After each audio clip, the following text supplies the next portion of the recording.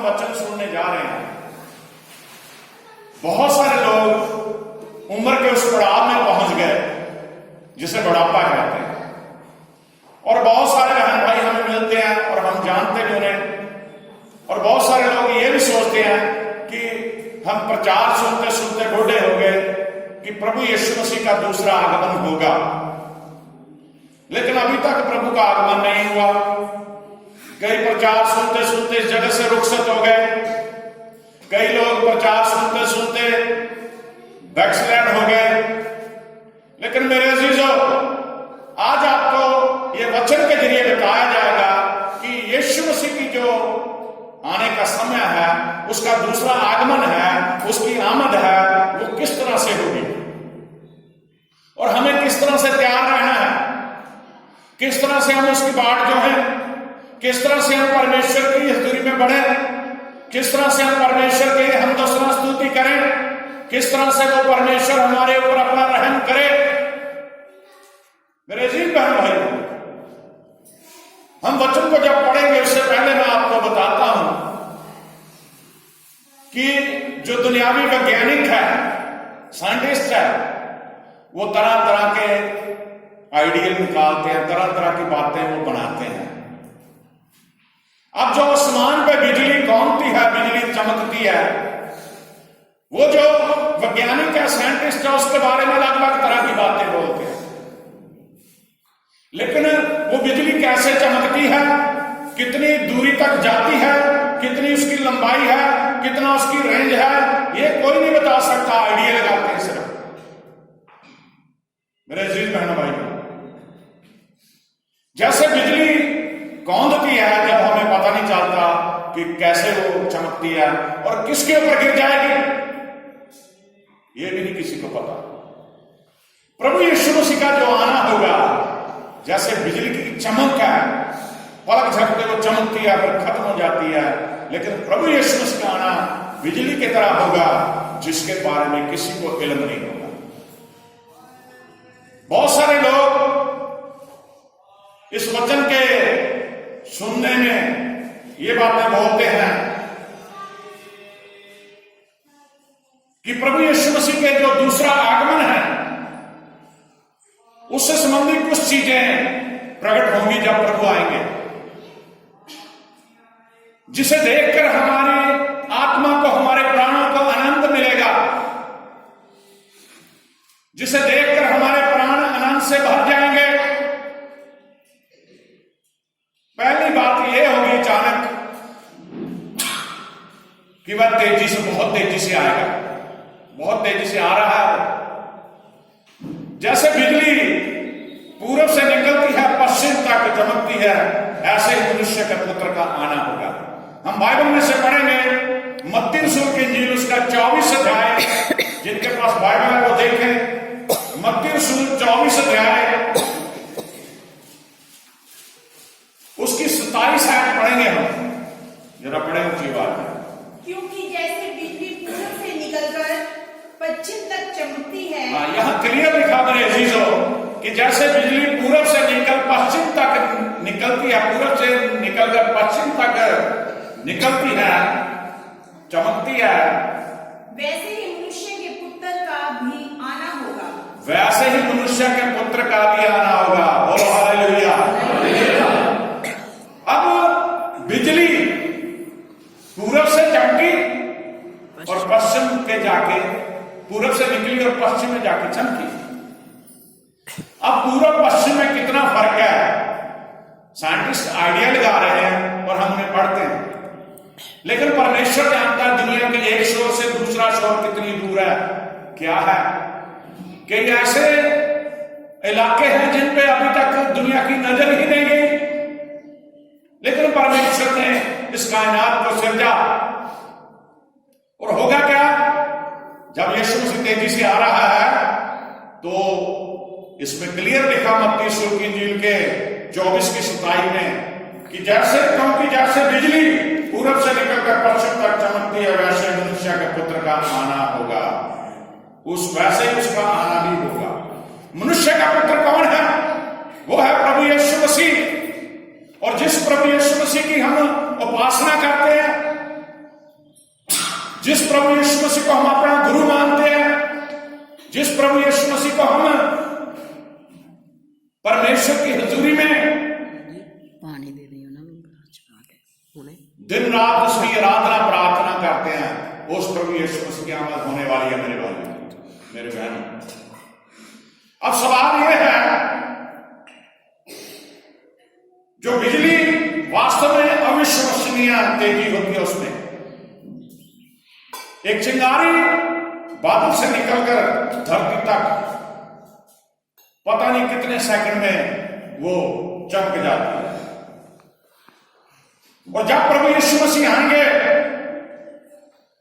जो पलक झपकना जिसे हम बोलते हैं, इस तरह से उसका आगमन हो जाएगा।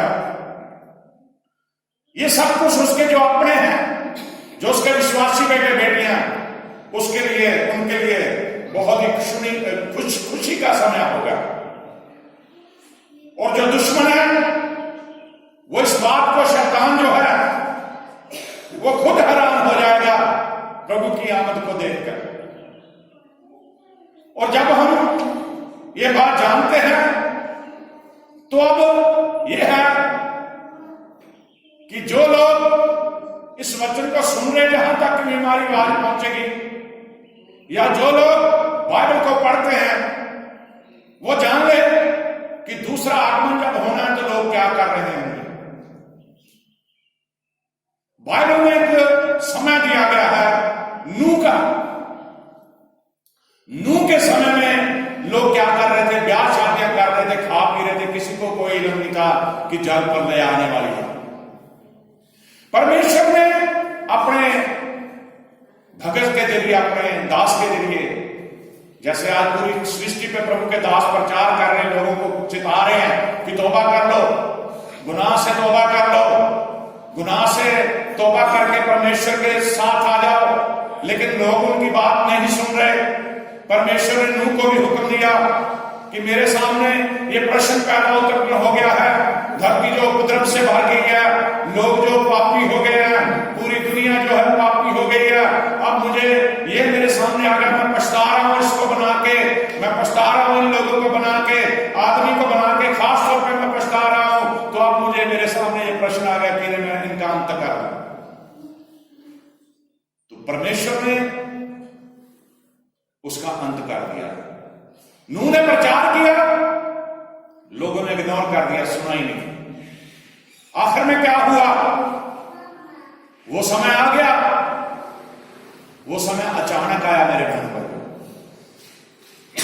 इसी तरह से यीशु मसीह का आना भी अचानक हो जाएगा। ये दोनों बातें मिलती हैं, नूह के समय की और आज यीशु मसीह के आने की। जैसे नूह के समय में प्रचार हो रहा था कि जल प्रलय आएगी, परमेश्वर का क्रोध आपके ऊपर भटकेगा, इसी तरह अब यीशु मसीह के आने के प्रचार हो रहा है। तो यीशु मसीह कभी भी आ जाएगा, क्योंकि लोग उस समय पाप से नहीं फिरे, आज भी लोग पाप से नहीं फिर रहे हैं। पढ़ेंगे मत्ती सुसमाचार उसका 24 अध्याय, उसकी 38-39 पढ़ें जरा, 24 की 38-39।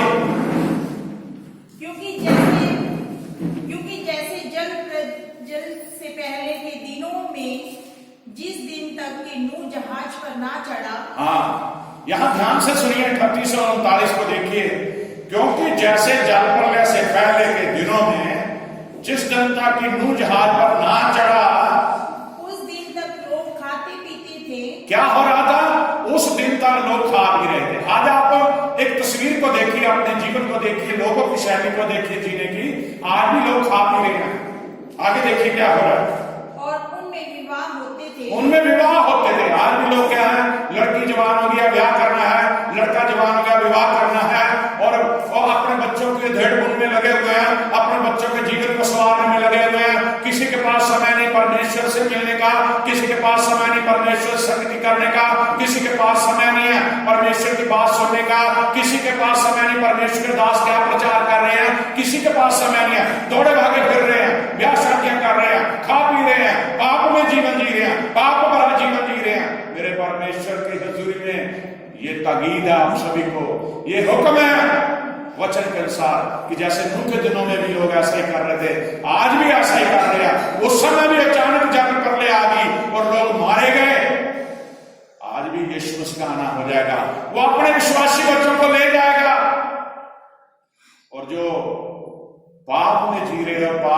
करना चाहते हैं उनको नरक की आग के हवाले के लिए छोड़ जाएगा। वो यीशु मसीह के पास में साथ नहीं जाएंगे।